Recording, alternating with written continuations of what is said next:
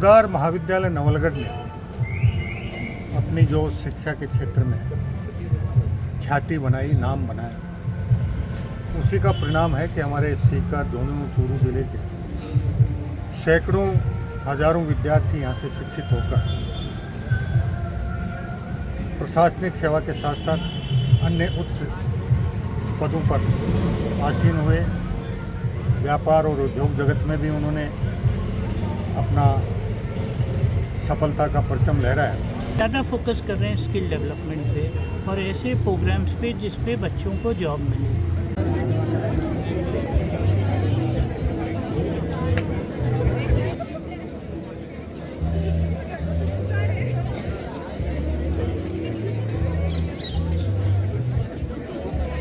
Brain activities है, basically ये वो पेशेंट्स होते हैं जो पैरालाइज होते हैं, इनके पास में ये मेटावर्स है। अगर एक इंसान है वो पैरालाइज्ड और बेड पे है तो उसको वर्चुअल वर्ल्ड के अंदर चल भी सकता है, जैसे कि यहाँ पर है, ये कुछ भी नहीं कर रहा, उसके हाथ पे नाउ। आप टीचर हैं?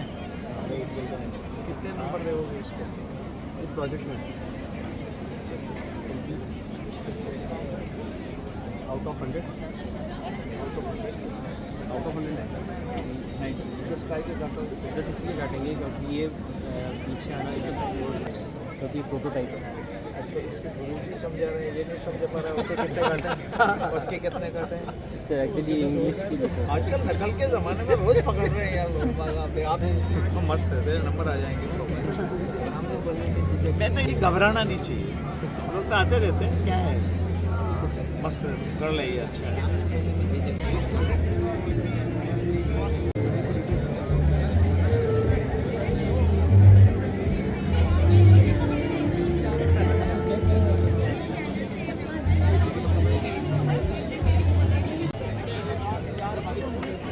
Sri Alexander Mansukov, Council General of Belarus, Sri Omkar Singh Lakhawat, Chairman, Rajasthan Heritage Poddar परिसर में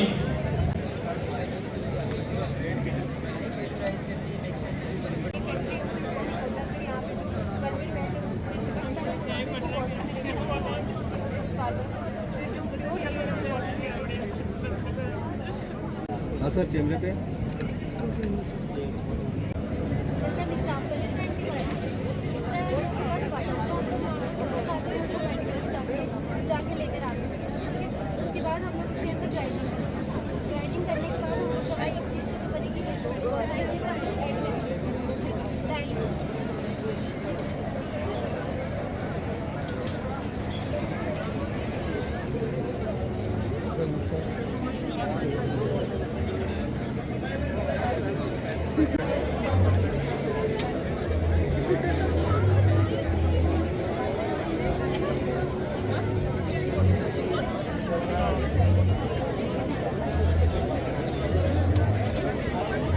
हैं हमारे, तो मैं उनका खास करके स्वागत भी करता हूँ, आभार भी प्रकट करता हूँ। आज का साल बड़ा विशेष और बहुत महत्वपूर्ण साल है हमारे लिए। हमारी संस्था के 105 साल पूरे हो रहे हैं और हमारे म्यूज़ियम के 125 साल पूरे हो रहे हैं, तो ये दोनों चीज़ को करना है बहुत बड़ी चीज़ थी। उस समय ये हमारी यूनिवर्सिटी भी नहीं थी राजस्थान की, सब हमने आगरा यूनिवर्सिटी से एफिलिएशन से स्टार्ट किया। Selected for this summer trip to Belarus at the coast, full coast of the government. खुद अर्जित किया और अर्जित करने के बाद बहुत बहुत धन्यवाद माननीय मंत्री महोदय आपके मार्गदर्शन और शुभाशीष के लिए। अब मैं माननीय secretary sir professor MC Malu sir.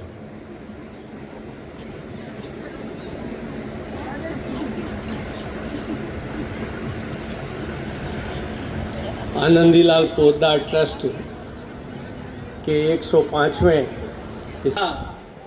माँ सरस्वती की कृपा से 105 वर्ष पूर्व स्थापित हुई थी और उसकी स्थापना में श्री आनंदीलाल जी पोदार का बड़ा योगदान था। इस अवसर पर मैं उनको इस अवसर पर इस बात की खुशी है कि हमारी शिक्षण संस्थान एक अच्छी शिक्षा दे रही है हमारी संस्था के इस आनंदीलाल पोद्दार ट्रस्ट के पहले के अध्यक्ष मदन मोहन जी मालवीय और गंगालाल जी बजाज, उन्होंने गांधी जी से प्रेरणा लेकर के और इस क्षेत्र में शिक्षा के लिए संस्थान खड़े करने का नेतृत्व किया। उन्होंने मार्ग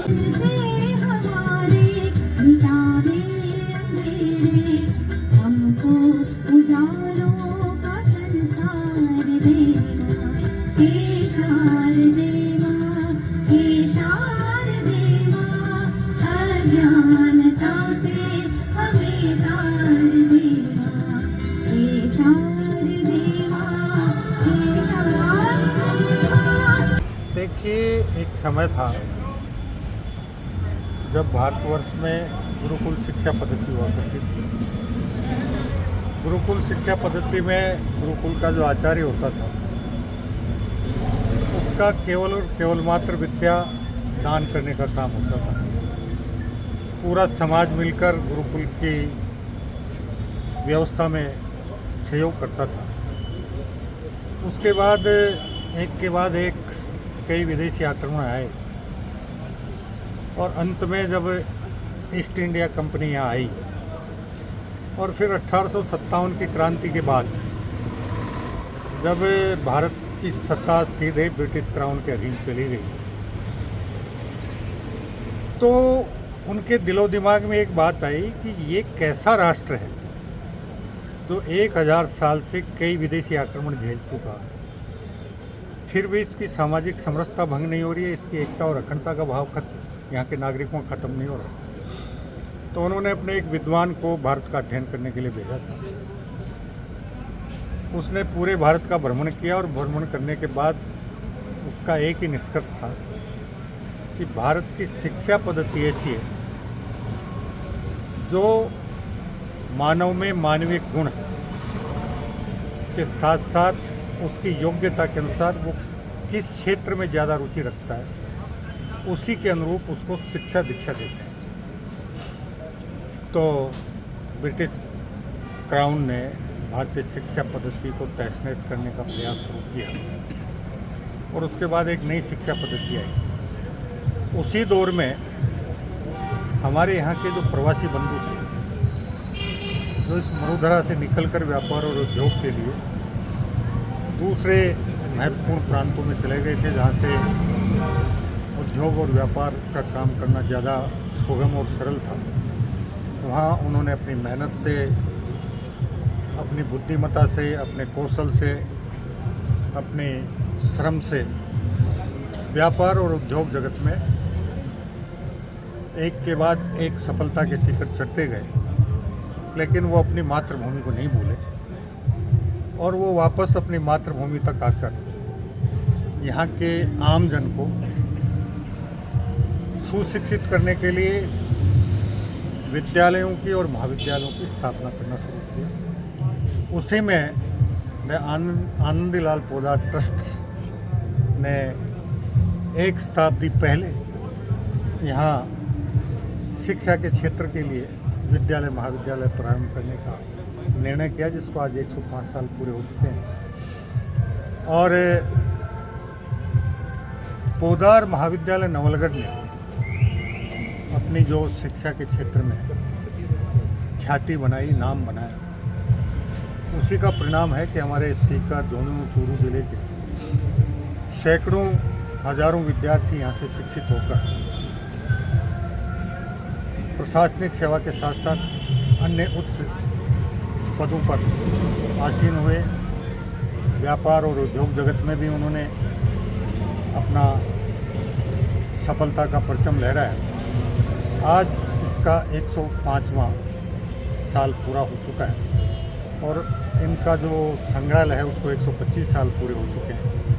इस अवसर पर ये समारोह आयोजित किया गया था और इस समारोह में यहाँ के विद्यार्थियों ने विज्ञान के क्षेत्र में जो नवाचार किए, आगे चलकर ये इनके नवाचार आविष्कार के रूप में परिणित होंगे और जब ये आविष्कार के रूप में परिणित होंगे तो विज्ञान के क्षेत्र में, चिकित्सा के क्षेत्र में, बाकी अन्य क्षेत्रों में निश्चित रूप से उसका इस राष्ट्र को भी लाभ होगा, इस क्षेत्र को भी लाभ होगा और वो भी अपने जीवन में सफलता के शिखर तक पहुंचेंगे। सर, विदेशी छात्र छात्राएं हैं वो भी भ्रमण के लिए आते हैं, हमारी ऐतिहासिक धरोहरों को देखते हैं। भारत और विशेष रूप से राजस्थान एक ऐसा प्रदेश है जहां आपको हर 12 कोस पर किसी न किसी प्रकार का सामाजिक सांस्कृतिक परिवर्तन देखने को मिलेगा। यहाँ की कलात्मक हवेलियाँ, यहाँ का सुरम्य वातावरण और यहाँ की संस्कृति विदेशियों को आकर्षित करती है और इसीलिए अब तो एक नया पर्यटन के क्षेत्र में नया दौर शुरू हो हुआ है, ग्रामीण पर्यटन का। विदेशी भी अब गांव ढाणी तक पहुंचकर वहाँ का जीवन का आनंद लेने का और गांव ढाणी में रहने वाले लोगों के खान पान का स्वाद लेने का प्रयास कर रहे हैं, रुचि ले रहे हैं। निश्चित रूप से आने वाले समय में इस क्षेत्र में भी हमारा ये मरुधरा का क्षेत्र पर्यटन की दृष्टि से बहुत महत्वपूर्ण साबित होगा। इतिहास क्या कुछ कहना चाहेंगे?